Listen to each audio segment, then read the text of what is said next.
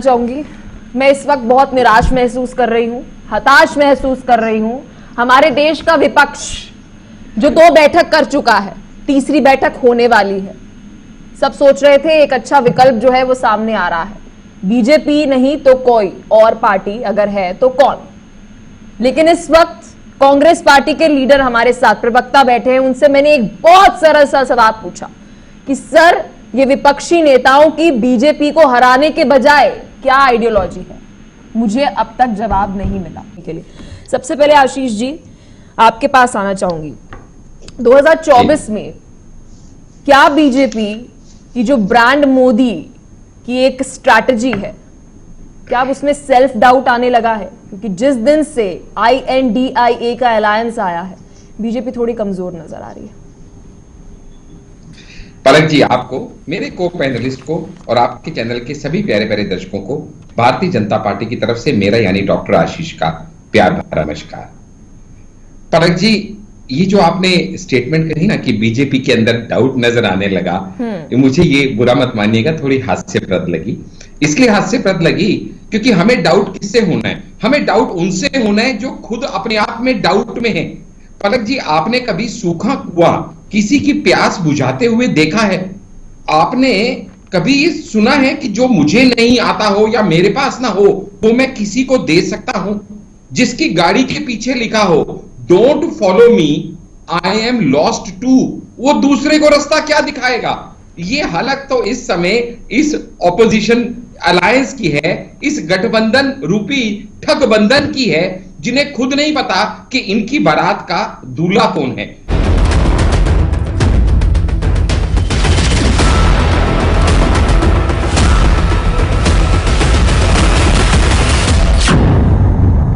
Band बाजा बारात लेके तो सभी तैयार बैठे हैं, लेकिन जैसे ही रेवड़ियां बंटने का टाइम आएगा, जैसे ही सिक्के कुछ हवा में उछाले जाएंगे और सीटों का आपस में जब जोड़ तोड़ निकाला जाएगा, तो इनका गठबंधन ठगबंधन सब तितर बितर हो जाएगा।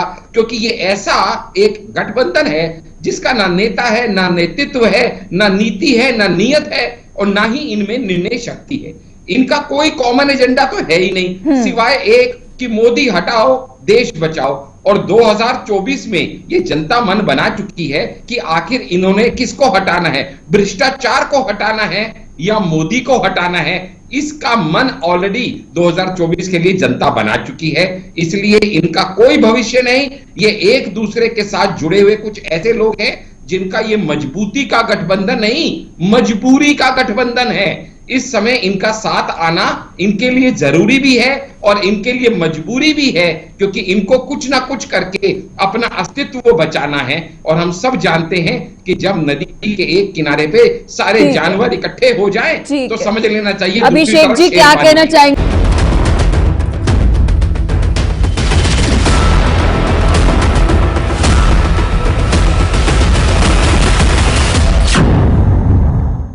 लेकिन 38 जो आप दिखा रहे हैं ना, वो 38 सिर्फ नंबर दिखा रहे हैं, वो इतने मजबूत दिख नहीं रहे।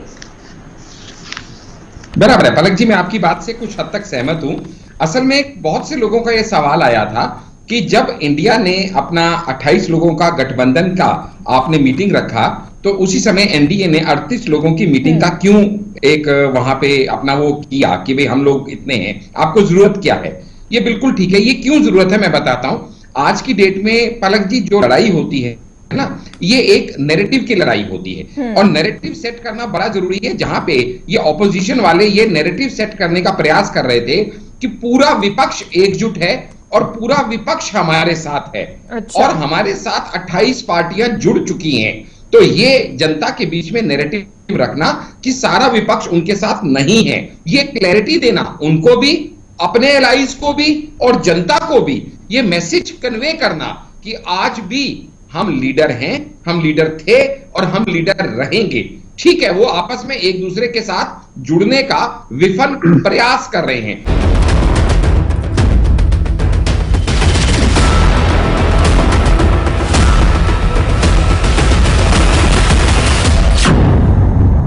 लेकिन आपका जो 37 का आंकड़ा है वो मजबूत नहीं है। बीजेपी अकेली मजबूत होगी, लेकिन बाकी जो 37 हैं वो मजबूत नहीं है सर। पलक जी, इसको कैसे आप कह सकते हैं कि मजबूत नहीं है, जबकि बीजेपी के अपने पास 303 है, जो कि एग्जैक्ट मेजोरिटी से कहीं ज्यादा है। सर तभी मैंने बोला बीजेपी को छोड़कर 353 है, वो जो भी उससे भी बहुत ज्यादा है।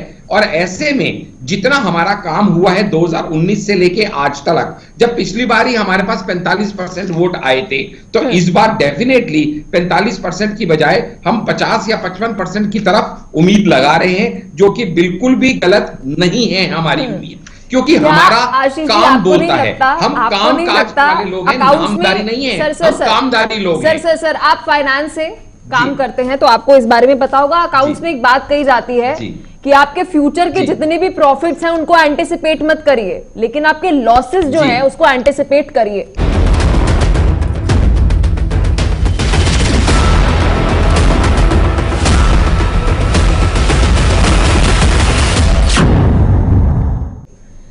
तो मैं अगर आपको ये बात कहूं कि 300 से कम सीटें अगर बीजेपी की आती है तो आप डैमेज कंट्रोल कैसे करेंगे?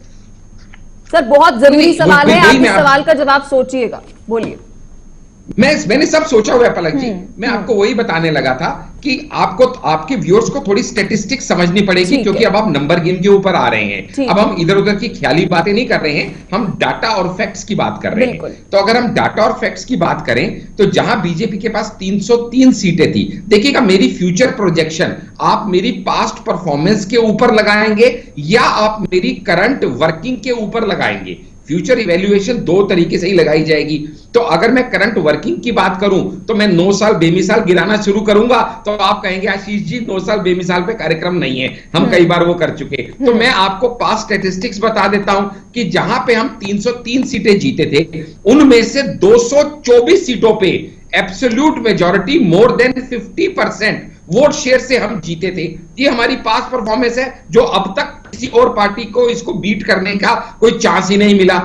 पलक जी 79 सीटें हम ऐसे जीते थे जहां पे हमारा वोट शेयर जो था भले ही 50% से नीचे था, लेकिन हमारे सामने लड़ने वाली पार्टी के पास कोई और ऑप्शन ही नहीं थी, क्योंकि 5% से ऊपर कोई और सीट ले ही नहीं पाया था।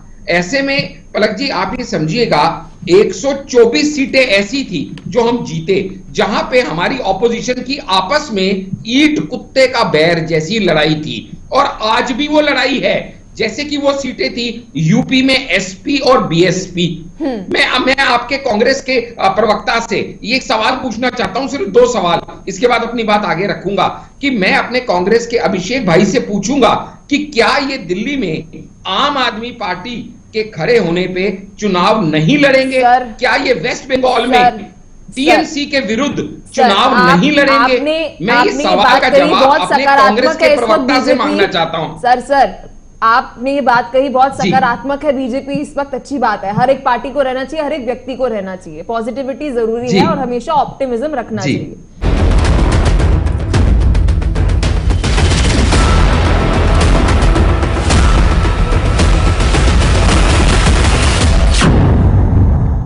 लेकिन सवाल सर ये है कि अगर 303 सीटें जो आप मुझे बार बार गिना रहे हैं, अगर उससे कम रही, बीजेपी डैमेज कंट्रोल कैसे करेगी? क्योंकि आप अपने लॉस का अनुमान नहीं लगा रहे सर। आप कह रहे हैं मैंने 9 साल काम किया, वोटर ने अगर बदलाव कर दिया, उसका मन बदल गया, जो कर्नाटक में बदला, हिमाचल में बदला, तो क्या करेगी बीजेपी? मैं आपसे ये पूछ रही हूँ सर। नहीं पलक जी हमें ये समझना पड़ेगा कि जो कर्नाटक में हुआ वो लेजिस्लेटिव असेंबली का पोल था। आप ही समझिएगा, वोटर ने मन बदला सर, एमपी की 7 सीटें जीते, वोटर ने मन बदला, एमएलए नहीं, फर्क है ना किस मुद्दे पे, स्टेट लेवल पे या सेंट्रल लेवल पे। आप ही समझिएगा, दिल्ली में हम एमएलए की जब इलेक्शन होता है तो हमारी परफॉर्मेंस आपके आगे उतनी अच्छी नहीं रहती, लेकिन जब एमपी का इलेक्शन होता है तो सवाल मोदी बनाम हुम है। ये स्टेट इलेक्शन नहीं है, ये सेंट्रल इलेक्शन है। लोकसभा का इलेक्शन विधानसभा के इलेक्शन से टोटल भिन्न होता है, मुद्दे भिन्न होते हैं, वोटर का माइंडसेट भिन्न होता है। आज की डेट में वोटर इतना इंटेलिजेंट है, and thanks to channels like you, जहां पे आप लोग उनको इतनी इंफॉर्मेशन थाली में परोस के दे देते हैं कि हर आदमी को पता है कि मोदी है तो मुमकिन है।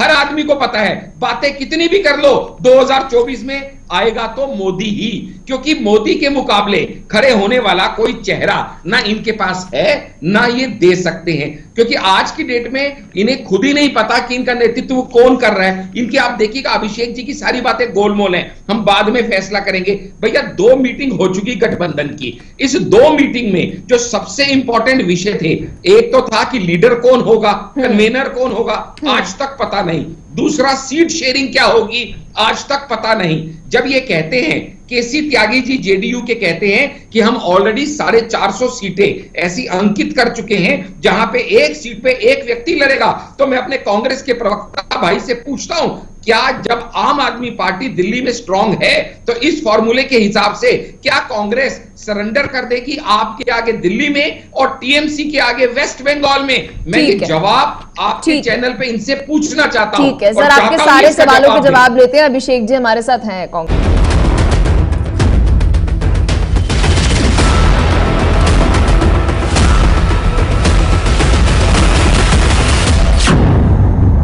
गोल क्या है? पलक जी, आम आदमी पार्टी यूसीसी को सपोर्ट करती है, कांग्रेस सपोर्ट करती है क्या? अभी आइडियोलॉजी पता चल जाएगी। हमारा गोल क्या है? हमें सिर्फ बीजेपी को हटाना है। दिस इज योर आइडियोलॉजी, या आपकी आइडियोलॉजी या आपकी विचारधारा है? दिल्ली ऑर्डिनेंस बिल में आप देख चुके हो कि आप कहां खड़े हो। हाँ बिल्कुल बिल्कुल, सरकार बनेगी, क्या ऑप्शन है आपके पास? अच्छा अभिषेक जी, कमलनाथ जी ठीक है कि दिग्विजय जी ठीक है? हिंदू राष्ट्र के ऊपर जो कल स्टेटमेंट आया, दोनों बड़े नेता हैं आपके, कमलनाथ ठीक है कि दिग्विजय ठीक है?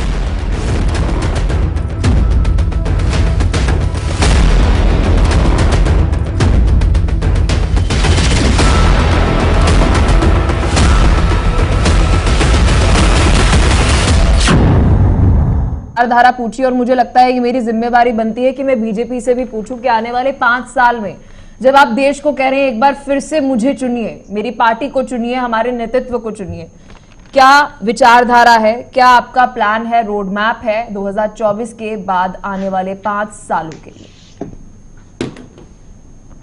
जी आशीष। पलक जी, मैं आपके सवाल का जवाब जरूर दूंगा, लेकिन उससे पहले 1-2 मिनट में थोड़े अपने जो अपने को पैनलिस्ट हैं उनसे बात करना चाहूंगा, मुखातिब होना चाहूंगा।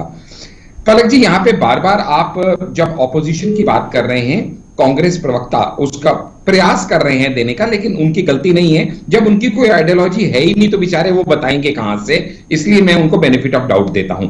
लेकिन ऑपोजिशन की छोड़िए, मैं कांग्रेस से कांग्रेस की बात करूं तो इसका जवाब तो इनके पास होना चाहिए। इन्हीं के एक सीनियर लीडर जो कमलनाथ जी हैं, जो एमपी के इनके कैंडिडेट हैं, सीएम कैंडिडेट, वो बाबा बागेश्वर से एक इंटरव्यू और चर्चा के दौरान कहते हैं कि ये हिंदू राष्ट्र है, इसमें किसी को कोई शक नहीं है, और तुरंत उसका खंडन करते हैं दिग्विजय जी।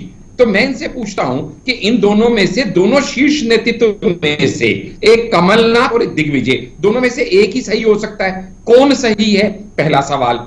दूसरा सवाल जो मैंने ऑलरेडी पूछा, इन्होंने जवाब नहीं दिया कि क्या ये दिल्ली में आपके आगे सरेंडर करके इलेक्शन नहीं लड़ेंगे, वेस्ट बंगाल में टीएमसी के आगे सरेंडर करके इलेक्शन नहीं लड़ेंगे, और यूपी में सपा के आगे सरेंडर करके इलेक्शन नहीं लड़ेंगे? अगर ऐसा है तो ये सबसे पुरानी पार्टी, ये इन पार्टियों के आगे जो घुटने टेकने को तैयार है, इसका जवाब कांग्रेस के प्रवक्ता के पास होना चाहिए। तीसरी बात आशीष जी, तीसरी बात आशीष जी, समय कम है, जल्दी से सर, विजन क्या है बीजेपी का 2024 के बाद? जी जल्दी सर। जी बीजेपी का विजन एकदम क्लियर है कि हम जो राह पे चले हैं, देश को विश्व गुरु बनाने की राह पे अग्रसर है, वही होगा। और ऑलरेडी मोदी जी कह चुके हैं कि 10वीं से 5वीं इकोनॉमी पे हम खड़े हैं, और 3rd टर्म में 2028 तक ये हमारी 3rd लार्जेस्ट इकोनॉमी वर्ल्ड की भारत बन जाएगा। इंफ्रास्ट्रक्चर में जिस स्पीड से हम आगे बढ़ रहे हैं वही होगा। मेट्रो रेल कनेक्टिविटी जहां 5 से 20 मेट्रो स्टेशन पे आ चुकी है, वो और एक्सपेंड होगी। बॉर्डर एरियाज में हमारा जो इंफ्रास्ट्रक्चर बढ़ रहा है, जिससे चाइना, पाकिस्तान सबको तकलीफ है, वो उसी तरीके से आगे बढ़ेगा। स्टार्टअप वैसे ही आगे चलेगा, यूनिकॉर्न आगे बढ़ेंगे। स्वागत है आपका जेके 24/7 न्यूज में। मैं हूं आपके साथ पलक सहगल। तो आगामी लोकसभा चुनाव 2024 को लेकर सियासी घमासान और भी ज्यादा तेज हो गया है। विपक्षी गठबंधन INDIA के शीर्षस्थ नेताओं की तीसरी बैठक मुंबई में इस महीने के आखिरी दिन प्रस्तावित है। इसके पहले गठबंधन के नेता और सहयोगी दल जिस तरह से किनाराक्षी करने लगे हुए हैं, इससे गठबंधन में अंत तक कितने नेता रहेंगे ये अभी अनुमान लगाना मुश्किल है। बिहार में विपक्षी गठबंधन की बैठक के ठीक पहले जितन राम मांझी की पार्टी एचएएम ने किनारा कर लिया है। उपेंद्र कुशवाहा ने जेडीयू छोड़कर नई पार्टी आरएलडी बना ली है। और इस बीच आपको बता दें, महाराष्ट्र में एनसीपी भी अब 2 भागों में बंट गई है। अब तो शरद पवार भी बीजेपी पर डोरे डालने के आरोप लगा रहे हैं। कोई दूसरा नहीं बल्कि खुद एनसीपी के अध्यक्ष शरद पवार कह रहे हैं। उत्तर प्रदेश में भी समाजवादी पार्टी का साथ उसके नेता और सहयोगी दल छोड़ते जा रहे हैं, तो बिहार में भी यही स्थिति है। जेडीयू से कुछ तो जा भी चुके हैं और कई के जाने की चर्चा सामने आ रही है। ऐसे में अब इंडिया बिखराव के चक्रव्यूह में फंसता नजर आ रहा है। आज इसी मुद्दे पर करेंगे चर्चा, लेकिन इस बीच इस मुद्दे पर कई सारे सवाल खड़े हो जाते हैं। एक नजर सवालों पर डालेंगे और फिर सवालों के जवाब जानने की पूरी कोशिश रहेगी। क्या बिखराव के चक्रव्यूह में अब इंडिया फंस गया है? क्योंकि सबसे बड़ा सवाल तो यही उठता है कि 2024 में अलायंस तो बना ली, लेकिन अलायंस बनाने के बाद शीर्ष नेतृत्व किसका होगा? पीएम फेस कौन होगा? बड़ा सवाल तो ये होता है, मोदी वेस हु?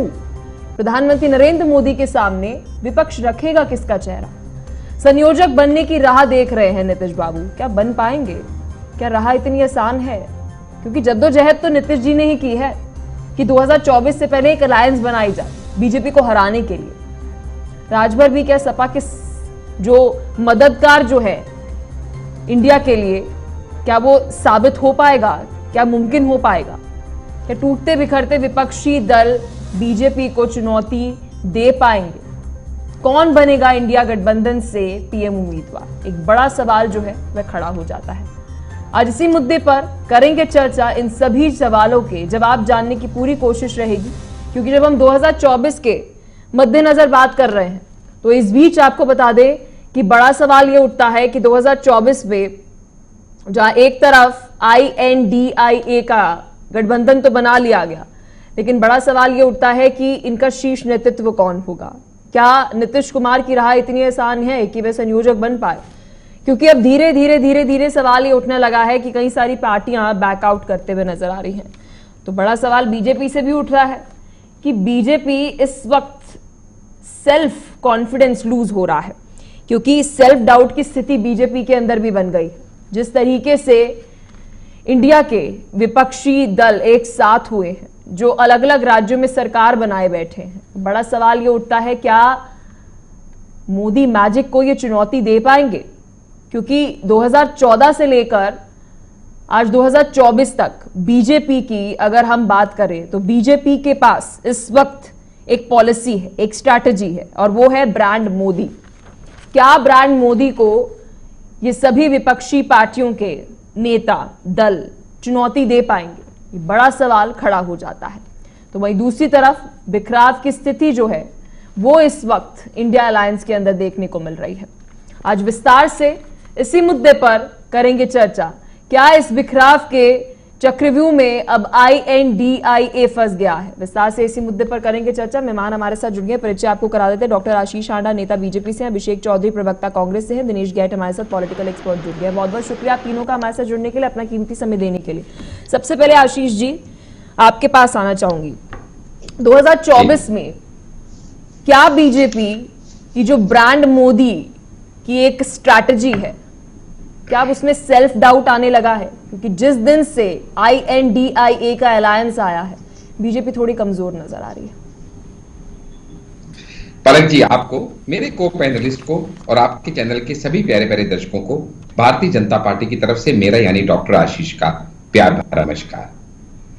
पलक जी, ये जो आपने स्टेटमेंट कही ना कि बीजेपी के अंदर डाउट नजर आने लगा, मुझे ये बुरा मत मानिएगा, थोड़ी हास्यप्रद लगी। इसलिए हास्यप्रद लगी क्योंकि हमें डाउट किससे होना है? हमें डाउट उनसे होना है जो खुद अपने आप में डाउट में है। पलक जी, आपने कभी सूखा कुआं किसी की प्यास बुझाते हुए देखा है? आपने कभी सुना है कि जो मुझे नहीं आता हो या मेरे पास ना हो वो मैं किसी को दे सकता हूं? जिसकी गाड़ी के पीछे लिखा हो don't follow me, I am lost too, वो दूसरे को रास्ता क्या दिखाएगा? ये हालत तो इस समय इस ऑपोजिशन अलायंस की है, इस गठबंधन रूपी ठगबंधन की है, जिन्हें खुद नहीं पता कि इनकी बारात का दूल्हा कौन है।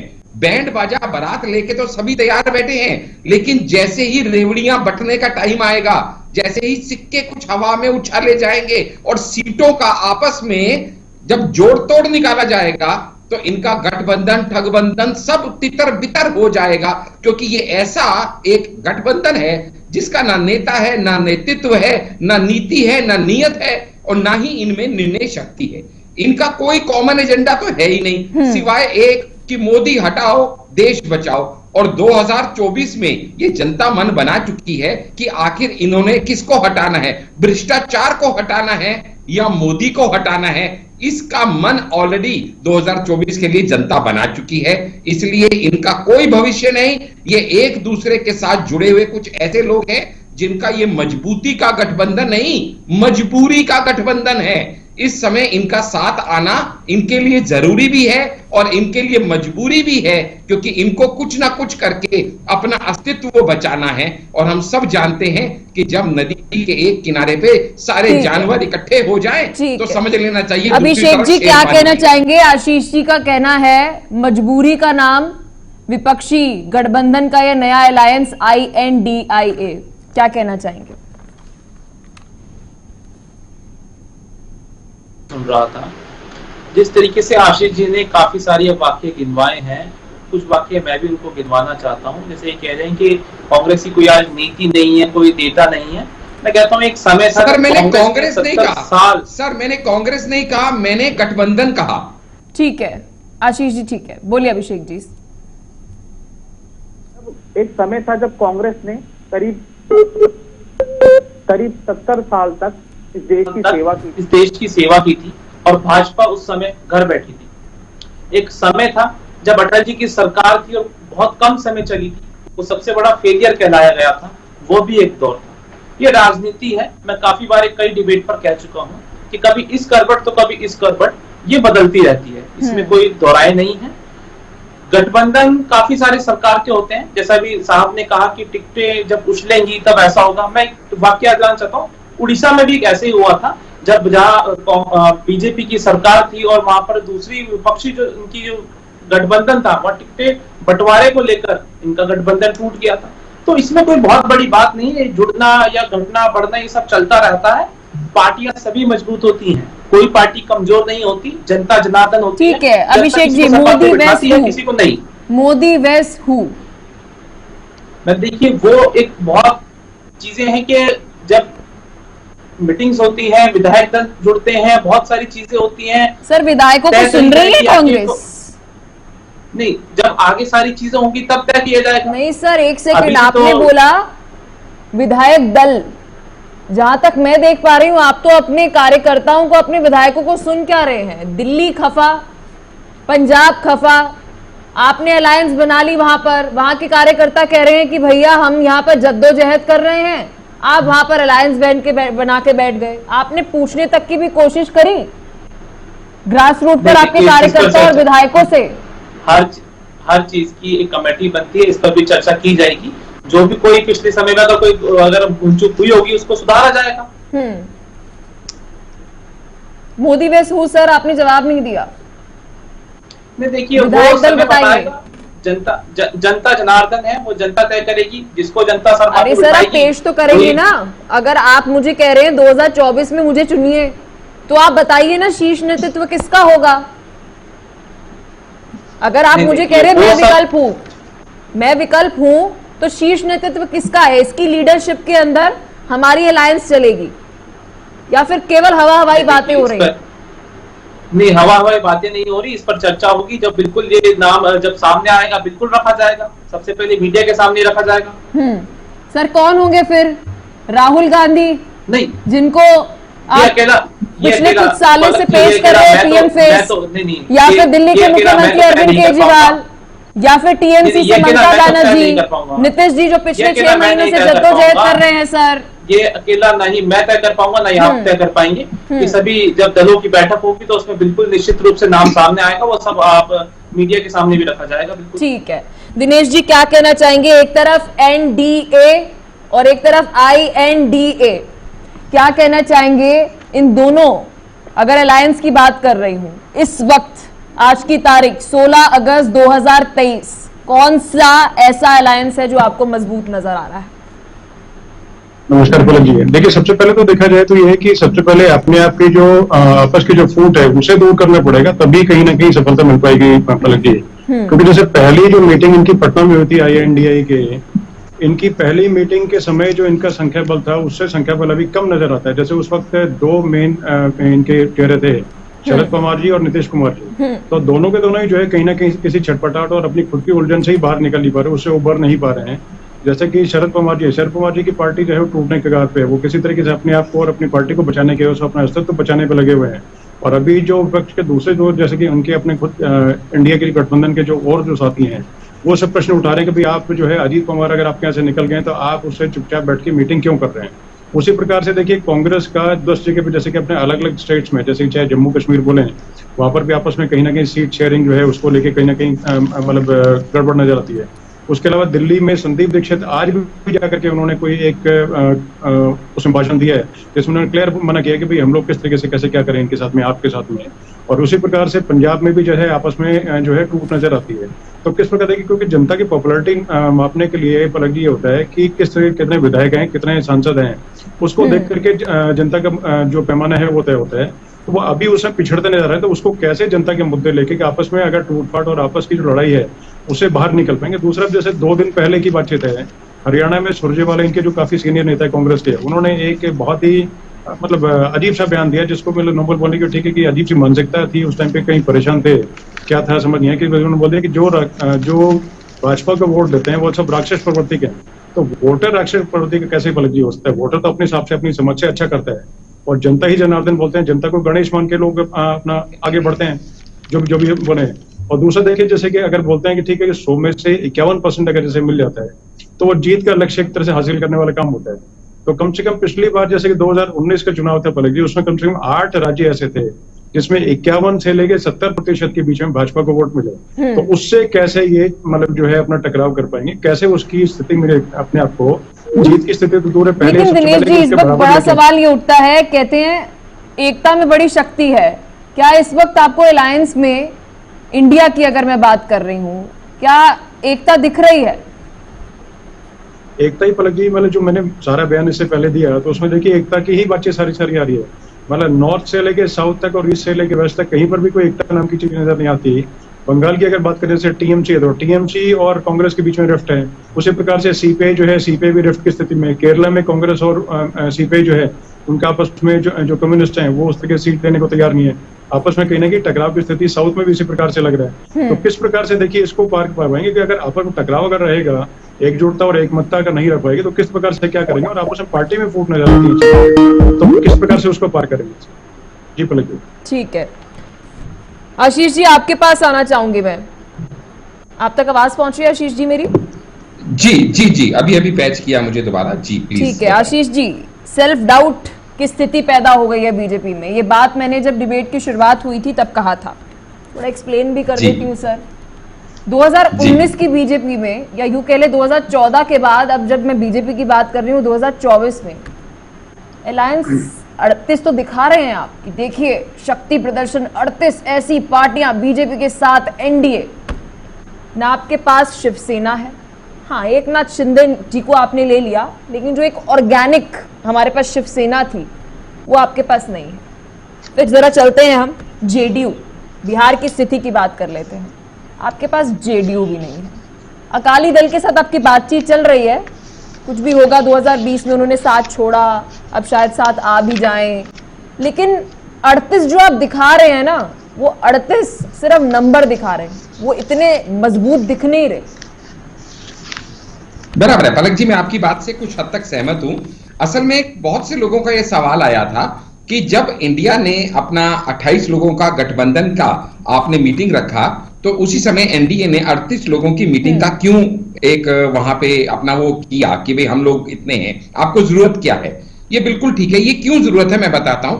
आज की डेट में पलक जी जो लड़ाई होती है ना, ये एक नैरेटिव की लड़ाई होती है और नैरेटिव सेट करना बड़ा जरूरी है। जहां पे ये ऑपोजिशन वाले ये नैरेटिव सेट करने का प्रयास कर रहे थे कि पूरा विपक्ष एकजुट है और पूरा विपक्ष हमारे साथ है। अच्छा। और हमारे साथ 28 पार्टियां जुड़ चुकी हैं। तो ये जनता के बीच में नैरेटिव रखना कि सारा विपक्ष उनके साथ नहीं है, ये क्लैरिटी देना उनको भी, अपने एलाइज को भी और जनता को भी, ये मैसेज कन्वे करना कि आज भी हम लीडर हैं, हम लीडर थे और हम लीडर रहेंगे। ठीक है, वो आपस में एक दूसरे के साथ जुड़ने का विफल प्रयास कर रहे हैं। मैं अपने कांग्रेस के प्रवक्ता अभिषेक जी से दो सवाल सिर्फ छोटे-छोटे पूछना चाहूंगा। आशीष जी, मुझे क्लैरिटी चाहिए, आप जो बात बोल रहे हैं उससे, कि आप मुझे कह रहे हैं कि आप 38 ऐसे, वॉइस में दिक्कत है जी, आप तक आवाज पहुंच रही है जी, एक सेकंड दीजिएगा मुझे जी। आशीष जी से एक बार फिर से कनेक्ट करने की कोशिश करेंगे, शायद मेरी आशीष जी आप तक मेरी आवाज जी, अब आवाज आ रही है पलक? ठीक है, ठीक जी, है आ रही है। आशीष जी, मुझे थोड़ी सी क्लैरिटी चाहिए, क्योंकि आप, जब मैं 38 ऐसे दलों की बात कर रही हूँ, 37, तो मेरा सवाल आपसे यह है कि ये 37 अपने अपने राज्यों में मजबूत नहीं है। आप कह रहे हैं हम शक्ति प्रदर्शन दिखा रहे हैं विपक्ष को यह दिखाने के लिए कि जी देखिए हमारे पास भी विपक्ष है। मेरा सवाल यह है सर, पॉलिटिक्स चलती है नंबर गेम पर, और उस नंबर गेम में वो नंबर कितने मजबूत हैं। अगर मैं उन 16 पार्टियों की बात कर रही हूं जो INDIA के साथ है, सर वो मजबूत है। कई सारी ऐसी पार्टियां हैं जिन्होंने अपने राज्यों में सरकार बना रखी है, लोकसभा में सीटें हैं, राज्यसभा में सीटें हैं, लेकिन आपका जो 37 का आंकड़ा है वो मजबूत नहीं है। बीजेपी अकेली मजबूत होगी, लेकिन बाकी जो 37 हैं वो मजबूत नहीं है सर। पलक जी, इसको कैसे आप कह सकते हैं कि मजबूत नहीं है, जबकि बीजेपी के अपने पास 303 हैं, जो कि एग्जैक्ट मेजॉरिटी से कहीं ज्यादा हैं। सर तभी मैंने बोला बीजेपी को छोड़कर 353 हैं, वो जो भी उससे भी बहुत ज्यादा है। और ऐसे में जितना हमारा काम हुआ है 2019 से लेके आज तक, जब पिछली बार ही हमारे पास 45% वोट आए थे, तो इस बार डेफिनेटली 45% की बजाय हम 50 या 55% की तरफ उम्मीद लगा रहे हैं, जो कि बिल्कुल भी गलत नहीं है हमारी उम्मीद, क्योंकि हमारा काम बोलता है। हम काम काज वाले लोग हैं, नामदारी नहीं है, हम कामदारी लोग हैं। सर आप फाइनेंस से काम करते हैं तो आपको इस बारे में पता होगा। अकाउंट्स में एक बात कही जाती है कि आपके फ्यूचर के जितने भी प्रॉफिट्स हैं उनको एंटिसिपेट मत करिए, लेकिन आपके लॉसेस जो हैं उसको एंटिसिपेट करिए। तो मैं अगर आपको ये बात कहूं कि 300 से कम सीटें अगर बीजेपी की आती है तो आप डैमेज कंट्रोल कैसे करेंगे? सर बहुत जरूरी सवाल है, आप इस सवाल का जवाब सोचिएगा, बोलिए। मैंने सब सोचा हुआ है पलक जी। मैं आपको वही बताने लगा था कि आपको, आपके व्यूअर्स को थोड़ी स्टैटिस्टिक्स समझनी पड़ेगी, क्योंकि अब आप नंबर गेम के ऊपर आ रहे हैं। अब हम इधर उधर की ख्याली बातें नहीं कर रहे हैं, हम डाटा और फैक्ट्स की बात कर रहे हैं। तो अगर हम डाटा और फैक्ट्स की बात करें तो जहां बीजेपी के पास 303 सीटें थी, देखिएगा मेरी फ्यूचर प्रोजेक्शन आप मेरी पास्ट परफॉर्मेंस के ऊपर लगाएंगे या आप मेरी करंट वर्किंग के ऊपर लगाएंगे। फ्यूचर इवैल्यूएशन दो तरीके से ही लगाई जाएगी। तो अगर मैं करंट वर्किंग की बात करूं तो मैं 9 साल बेमिसाल गिराना शुरू करूंगा तो आप कहेंगे आशीष जी 9 साल बेमिसाल पे कार्यक्रम नहीं है, हम कई बार वो कर चुके। तो मैं आपको पास्ट स्टैटिस्टिक्स बता देता हूं कि जहां पे हम 303 सीटें जीते थे, उनमें से 224 सीटों पे absolute majority more than 50% vote share से हम जीते थे। ये हमारी पास्ट परफॉर्मेंस है, जो अब तक किसी और पार्टी को इसको बीट करने का कोई चांस ही नहीं मिला। पलक जी 79 सीटें हम ऐसे जीते थे जहां पे हमारा वोट शेयर जो था भले ही 50% से नीचे था, लेकिन हमारे सामने लड़ने वाली पार्टी के पास कोई और ऑप्शन ही नहीं थी, क्योंकि 5% से ऊपर कोई और सीट ले ही नहीं पाया था।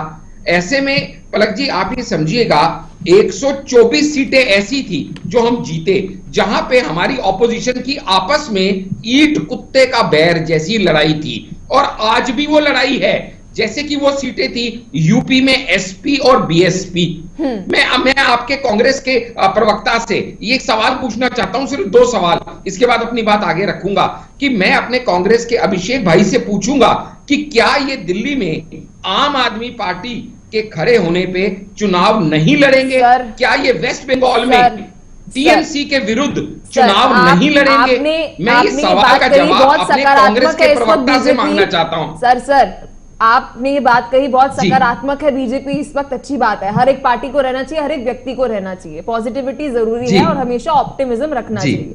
लेकिन सवाल सर ये है कि अगर 303 सीटें जो आप मुझे बार बार गिना रहे हैं, अगर उससे कम रही, बीजेपी डैमेज कंट्रोल कैसे करेगी? क्योंकि आप अपने लॉस का अनुमान नहीं लगा रहे सर। आप कह रहे हैं मैंने 9 साल काम किया, वोटर ने अगर बदलाव कर दिया, उसका मन बदल गया, जो कर्नाटक में बदला, हिमाचल में बदला, तो क्या करेगी बीजेपी? मैं आपसे ये पूछ रही हूँ सर। नहीं पलक जी हमें ये समझना पड़ेगा कि जो कर्नाटक में हुआ वो लेजिस्लेटिव असेंबली का पोल था। आप ही समझिएगा, वोटर ने मन बदला सर, एमपी की 7 सीटें जीते, वोटर ने मन बदला, एमएलए नहीं फर्क है ना किस मुद्दे पे, स्टेट लेवल पे या सेंट्रल लेवल पे। आप ही समझिएगा, दिल्ली में हम एमएलए की जब इलेक्शन होता है तो हमारी परफॉर्मेंस आपके आगे उतनी अच्छी नहीं रहती, लेकिन जब एमपी का इलेक्शन होता है तो सवाल मोदी बनाम हुम है। ये स्टेट इलेक्शन नहीं है, ये सेंट्रल इलेक्शन है। लोकसभा का इलेक्शन विधानसभा के इलेक्शन से टोटल भिन्न होता है, मुद्दे भिन्न होते हैं, वोटर का माइंडसेट भिन्न होता है। आज की डेट में वोटर इतना इंटेलिजेंट है, and thanks to channels like you, जहां पे आप लोग उनको इतनी इंफॉर्मेशन थाली में परोस के दे देते हैं कि हर आदमी को पता है कि मोदी है तो मुमकिन है। हर आदमी को पता है, बातें कितनी भी कर लो, 2024 में आएगा तो मोदी ही, क्योंकि मोदी के मुकाबले खड़े होने वाला कोई चेहरा ना इनके पास है ना ये दे सकते हैं, क्योंकि आज की डेट में इन्हें खुद ही नहीं पता कि इनका नेतृत्व कौन कर रहा है। इनके आप देखिएगा, अभिषेक जी की सारी बातें गोलमोल हैं, हम बाद में फैसला करेंगे। भैया 2 मीटिंग हो चुकी गठबंधन की, इस 2 मीटिंग में जो सबसे इंपॉर्टेंट विषय थे, एक तो था कि लीडर कौन होगा, कन्वेनर कौन होगा, आज तक पता नहीं। दूसरा, सीट शेयरिंग क्या होगी, आज तक पता नहीं। जब ये कहते हैं, केसी त्यागी जी जेडीयू के कहते हैं कि हम ऑलरेडी 450 सीटें ऐसी अंकित कर चुके हैं जहां पे एक सीट पे एक व्यक्ति लड़ेगा, तो मैं अपने कांग्रेस के प्रवक्ता भाई से पूछता हूं, क्या जब आम आदमी पार्टी दिल्ली में स्ट्रांग है तो इस फॉर्मूले के हिसाब से क्या कांग्रेस सरेंडर कर देगी आपके आगे दिल्ली में और टीएमसी के आगे वेस्ट बंगाल में? मैं ये जवाब आपके चैनल पे इनसे पूछना चाहता हूं। ठीक है सर, आपके सारे सवालों के जवाब लेते हैं। अभिषेक जी हमारे साथ हैं, कांग्रेस के प्रवक्ता। अभिषेक जी, अभी आपने आशीष जी के सारे सवाल सुने, अच्छा लगेगा आप उनके जवाब दें, लेकिन एंकर का भी सवाल सुन लीजिए। सर, सवाल बहुत सरल है। देश एक आइडियोलॉजी से चलता है, ये मेरी विचारधारा है, ये मैं पेश कर रहा हूं, आने वाले 5 साल में उसको लागू करूंगा और ये मेरा नेतृत्व होगा। आप कह रहे हैं कि हमारे पास 16 दल हैं। सर, अगर मैं आपसे कहूं इन 16 दलों की विचारधारा नॉर्थ, ईस्ट, साउथ, वेस्ट है, सर आइडियोलॉजी क्या रहेगी? जी अभिषेक जी। आइडियोलॉजी मैम एक ही रहेगी, मैं बार बार वही चीज रिपीट करता हूँ कि मोदी जी को हराना है बस। देखिए, फिलहाल अभी सबसे बड़ी बात है देश को कैसे बेहतर सेवा प्रदान करनी है। मोदी को हटाना है वो एक अलग फॉर्मूला है, वो एक अलग चीज है, मैं उस पर नहीं जाऊंगा। नहीं सर, 2 मीटिंग में तो मैंने तो यही सुना ना, हमारा गोल क्या है, हमें सिर्फ बीजेपी को हटाना है। दिस इज योर आइडियोलॉजी, ये आपकी आइडियोलॉजी है, आपकी विचारधारा है। दिल्ली ऑर्डिनेंस बिल में आप देख चुके हो कि आप कहां खड़े हो। हाँ बिल्कुल बिल्कुल, बोलिए अभिषेक जी। जैसे भी आशीष साहब ने एक सवाल पूछा दिल्ली के लिए, मैं कहता हूं कि अभी उसमें बहुत समय है। जब चुनाव की तारीख तय होगी, जब चुनाव करीब आएगा, जब कोई जवाब नहीं है, तो दिल्ली छूट जाएगी ऐसे। सब गोलमोल, चुनाव बहुत नजदीक है सर। मैं अगर अपनी 2 बैठक हो चुकी है अभिषेक जी, मुझे आप सिर्फ मेरे को सिर्फ और सिर्फ अभिषेक जी आप ये बात बता दीजिए, जो INDIA नाम का गठबंधन है उसकी आइडियोलॉजी क्या है? क्या 2 बैठकों के अंदर आपने प्रधानमंत्री नरेंद्र मोदी को, आई रिपीट, प्रधानमंत्री नरेंद्र मोदी को हराने के अलावा क्या कोई टारगेट सेट करा कि 2024 में विपक्षी नेताओं का एक गठबंधन ये आइडियोलॉजी, ये विचारधारा देश के सामने पेश करेगी? बस नहीं, बिल्कुल रखी जाएगी। क्या आइडियोलॉजी? क्यों नहीं रखी जाएगी? क्यों नहीं रखी जाएगी? क्या आइडियोलॉजी? जब किसी भी पार्टी की, जब कोई भी पार्टी चुनाव लड़ती है तो वो हर अपना एक चीज का। अरे सर, मैं आपसे आइडियोलॉजी पूछ रही हूँ, क्या आइडियोलॉजी? मैडम, आइडियोलॉजी तो वही रहेगी ना, देश की सेवा किस प्रकार करनी है। अरे सर, नहीं सर, डिप्लोमैटिक नहीं, मुझे बताइए आइडियोलॉजी क्या रहेगी? बीजेपी कह रही है कि मुझे भाई 2030 तक देश को यहां पहुंचाना है, आने वाले समय में तीसरी सबसे बड़ी इकोनॉमी बनानी है। मैं इस आइडियोलॉजी की बात कर रही हूं कि मेरे पास ये विजन है, आप मुझे चुनिए, मैं काम करूंगा। राइट, पॉलिटिकल पार्टी करती है। सर मुझे चुनाव लड़ना है तो मैं बोलूंगी ना मेरी आइडियोलॉजी है देश के लिए, जनता के लिए, मैं ये करूंगा। आपकी आइडियोलॉजी क्या है सर, बताइए। अभिषेक जी, आप यूसीसी को सपोर्ट सर देश की सेवा नहीं, ये आपने बहुत बड़ा बसवाल दे दिया। देश की सेवा तो आपको करनी पड़ेगी सर, आपकी सरकार बनेगी तो, वो तो आपके पास कोई ऑप्शन ही नहीं। पलक जी, गोल क्या है? पलक जी, आम आदमी पार्टी यूसीसी को सपोर्ट करती है, कांग्रेस सपोर्ट करती है आशीष जी, अभी आइडियोलॉजी पता चल जाएगी। आशीष जी ठीक है, अभिषेक जी बोलिए, आइडियोलॉजी बता दीजिए सर मुझे। विपक्षी आइडियोलॉजी, जो विपक्ष की आइडियोलॉजी है, कांग्रेस की आइडियोलॉजी वही रहेगी क्या? हमारी, हमको यह है कि किस तरीके से देश की सेवा करनी है। मैं फिर वही चीज रिपीट कर रहा हूँ, जब मैनिफेस्टो तैयार होगा तो उसमें आपको सारी चीजें क्लियर होंगी। जैसा कि सर बता रहे हैं, आशीष जी अपनी बात कर रहे हैं कि हमारी अर्थव्यवस्था, वो हर पॉलिटिकल पार्टी रखती है। कौन ये कहती है कि भाई देश में सेवा नहीं करनी, सभी को देश को आगे बढ़ाना है। तो सर मैं भी तो वही कह रही हूँ, वो आइडियोलॉजी तो रखनी ही है, वो तो सर आपके पास ऑप्शन ही नहीं है ना। देश की सेवा तो आपको करनी पड़ेगी अगर आपकी सरकार बनेगी। क्या ऑप्शन है आपके पास? अच्छा अभिषेक जी, कमलनाथ जी ठीक है कि दिग्विजय जी ठीक है? हिंदू राष्ट्र के ऊपर जो कल स्टेटमेंट आया, दोनों बड़े नेता हैं आपके, कमलनाथ ठीक है कि दिग्विजय ठीक है? सर एंकर जो है सवाल पूछेंगे तो मैं उनकी बात का जवाब दूंगा। अगर आप अभिषेक जी सभी बातों को रखना हंसी की बात ये है, अभी तक आपने मेरे एक भी सवाल का जवाब नहीं दिया। आशीष जी की भी लिस्ट खड़ी है सर, प्लीज जवाब दीजिए। मुझे समझ में नहीं आ रहा कि कौन ये चल क्या रहा है। आप अपनी अलग बात रख रहे हैं, आशीष जी अपनी अलग बात बोल रहे हैं, इस तरीके से तो सर आप जवाब नहीं दे रहे ना सवालों का, इसलिए और सवाल आ ही जा रहे हैं। अभिषेक जी प्लीज जवाब। एक तरफ से वहां बोल रहे हैं ये कोई, ठीक है आशीष जी प्लीज सवाल मत पूछिएगा, पहले एंकर के सवाल का जवाब। सर आइडियोलॉजी, मैंने तो आज तक अभी आपके सर देश की सेवा के आपको करनी पड़ेगी क्योंकि सरकार बनेगी। उसके अलावा ये विपक्षी दलों की आइडियोलॉजी क्या है, विचारधारा क्या है 2024 को लेके प्रधानमंत्री नरेंद्र मोदी को हराने के बजाय, और उसके ऊपर क्या आइडियोलॉजी है?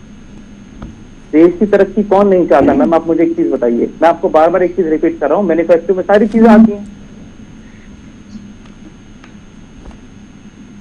कौन नहीं चाहता इस तरीके की बातें रखना? जब मैनिफेस्टो आता है उसमें हर चीजें आएंगी, हर बातें आएंगी। दिनेश जी मैं आपके पास आना चाहूंगी। मैं इस वक्त बहुत निराश महसूस कर रही हूं, हताश महसूस कर रही हूं। हमारे देश का विपक्ष जो 2 बैठक कर चुका है, तीसरी बैठक होने वाली है। सब सोच रहे थे एक अच्छा विकल्प जो है वो सामने आ रहा है, बीजेपी नहीं तो कोई और पार्टी अगर है तो कौन। लेकिन इस वक्त कांग्रेस पार्टी के लीडर हमारे साथ प्रवक्ता बैठे हैं, उनसे मैंने एक बहुत सरल सा सवाल पूछा कि सर ये विपक्षी नेताओं की बीजेपी को हराने के बजाय क्या आइडियोलॉजी है? मुझे अब तक जवाब नहीं मिला। दिनेश जी क्या कहना चाहेंगे?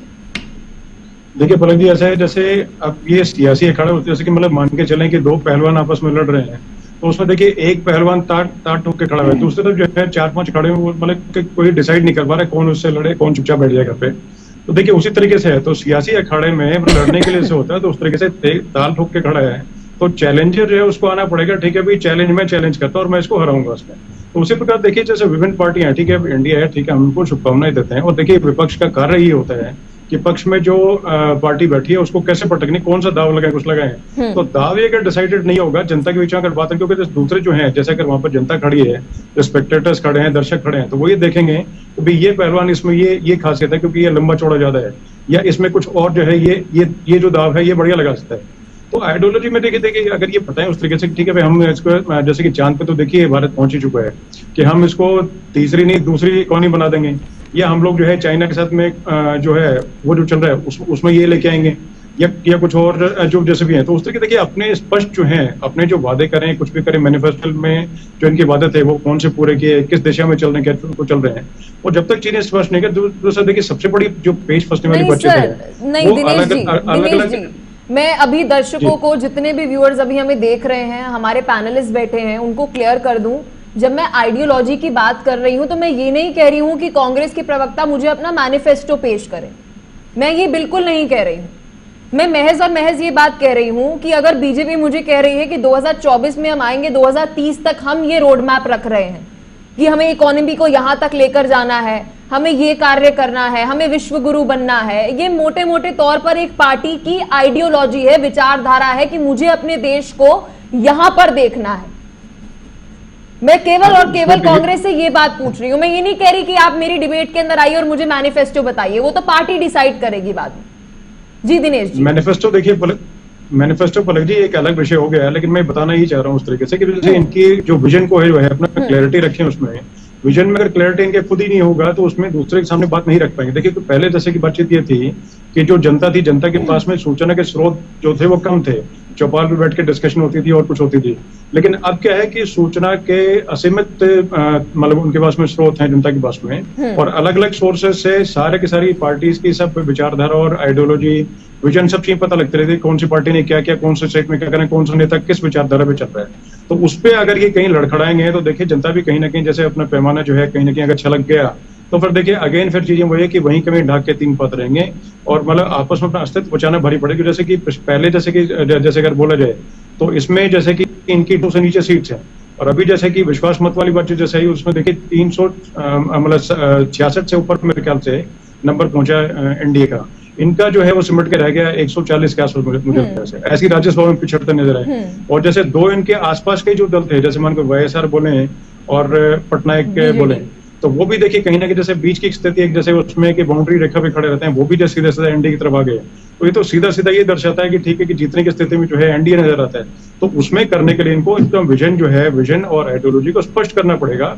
स्पष्ट करके जनता जिससे कि भ्रमित ना हो, जनता जो है अपना स्पष्ट रखे कि हाँ ठीक है ये टक्कर देते हैं कि गामा पहलवान जो सामने खड़ा हुआ है उसको टक्कर देने के लिए उससे तगड़ा पहलवान सामने खड़ा है, हम उसकी तरफ वोट करेंगे, उसको सपोर्ट करेंगे, उसको चेयर करेंगे जिससे वो जीते। ऐसे तो ये करना पड़ेगा पलक जी, अदरवाइज चीजें पिछड़ते हुए नजर आती है।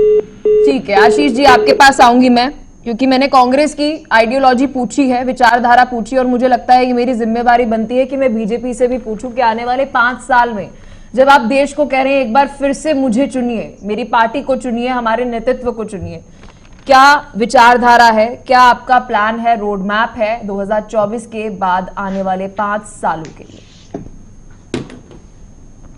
जी आशीष।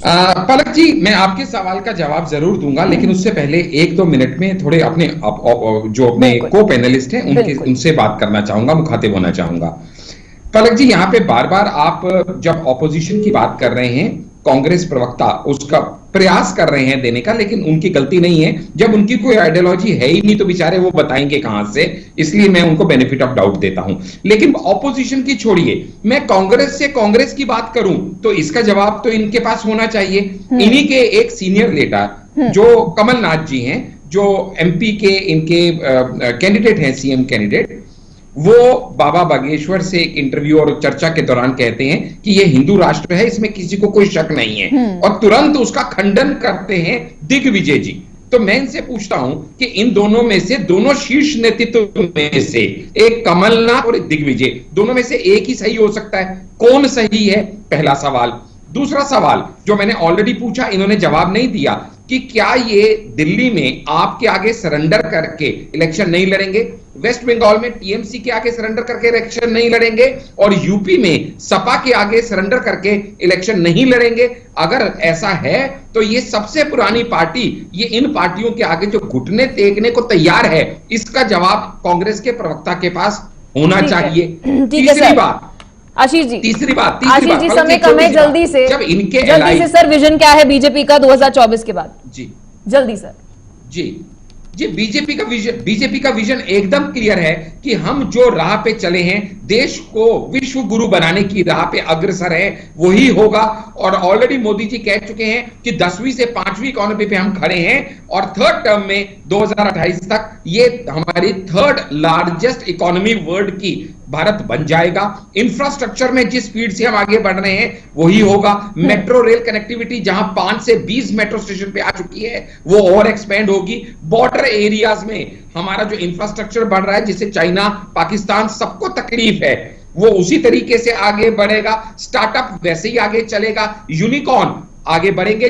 ठीक है, इस समय ठीक है आशीष जी बहुत बहुत शुक्रिया, समय में इतनी इजाजत दे पा रहा। अभिषेक जी बहुत शुक्रिया आपका, दिनेश जी बहुत शुक्रिया इस महत्वपूर्ण मुद्दे पर चर्चा करने के लिए।